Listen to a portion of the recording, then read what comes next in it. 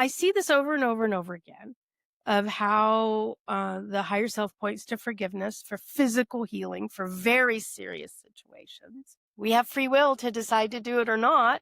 But if you decide to do it, yes. So Bob says, yes, I want to forgive Mary. Okay. Well, what does he do? What does that mean? Does he just say, Mary, I forgive you? Is it that easy? No, it's not. And so then I started asking the higher self, and I started seeing some patterns and stuff.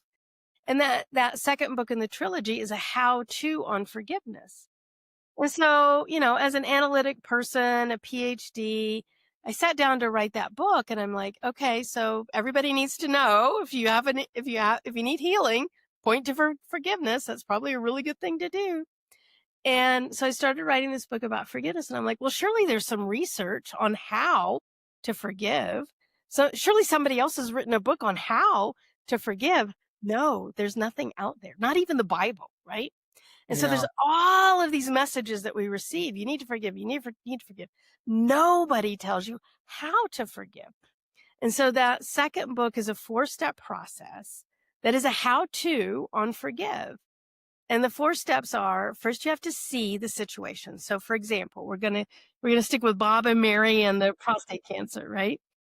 So Bob needs to recognize this anger, resentment, whatever he has going on with Mary, his ex-wife, from all perspectives. So see, that's the first step. So he has to see it from Mary's perspective. He has to see it from the higher self perspective. He has to see it from maybe their children's perspective. He has to see it from the perspective of the innocent bystander. He has to see that experience from all perspectives. So step 1, see. Second step is accept. It happened. So many times when we're needing to forgive something that happened in the past, we're like, well, yeah, but it could have been this way, or it could have been that. I should have said that. Should have done that. That's not what happened. Accept what happened. What happened, happened. See it as happening. Accept that, yes, maybe you said some things you wish you didn't say. Maybe the other person said some things they didn't want to say. Maybe you did some things. Maybe they did some things, but it happened. So let's see it in all of its clarity and honesty. So see, accept. The third step is release. Yeah, it happened, but it happened in the past. It's not happening. It happened. And our memory, neuroscientists know that our memory is the same as imagination. We actually imagine our memory. The process of remembering in our brain is exactly the same process as imagining in our brain.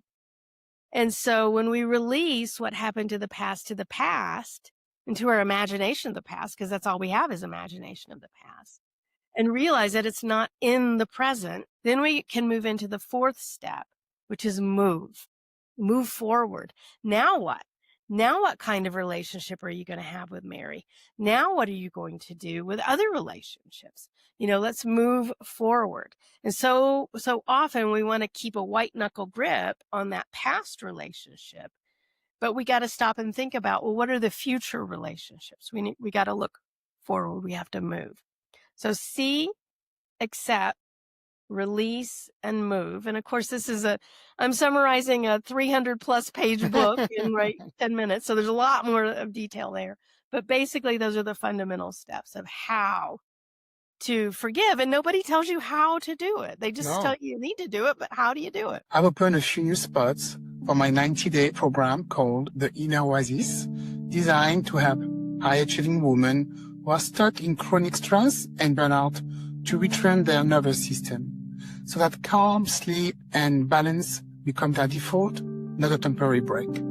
I will be using a unique blend of sound healing, energy healing, and journaling. So if this is something you want support with, you can book a call at www.inneroasis.org or use the link in the description to get your personal 90-day recovery plan for free.